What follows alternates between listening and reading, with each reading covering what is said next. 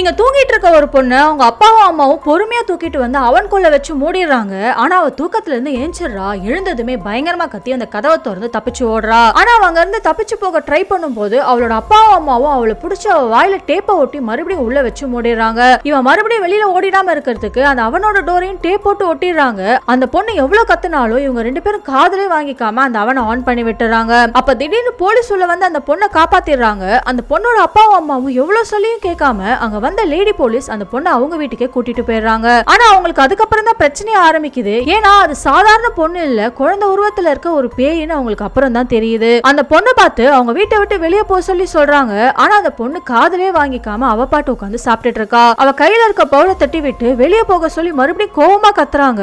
அப்ப அந்த பொண்ணு கேஷுவலா எழுந்திருச்சு இப்ப எதுக்காக கத்துறேன்னு கேக்குறா. அப்ப அவ முகத்துல வேற ஒரு உருவம் ஒண்ணு தெரியுது. அதை பார்த்ததுமே பயந்து போன இவங்க ரூம்குள்ள போய் கதவை சாத்தி பக்கத்துல இருக்க டேபிளை இழுத்து கதவுக்கு முன்னாடி வச்சு அந்த கதவை திறக்க முடியாத மாதிரி வச்சிடறாங்க. ஆனா அந்த பொண்ணு அந்த கதவை சுக்குநூறா உடைச்சு ஈஸியா உள்ள வந்துடுறா. இவங்க கட்டில் கடையில ஒளிஞ்சிருக்கத பார்த்து நான் 3 என்றதுக்குள்ள வெளியே வந்துடும் சொல்லி என்ன ஆரம்பிக்கிறா. 3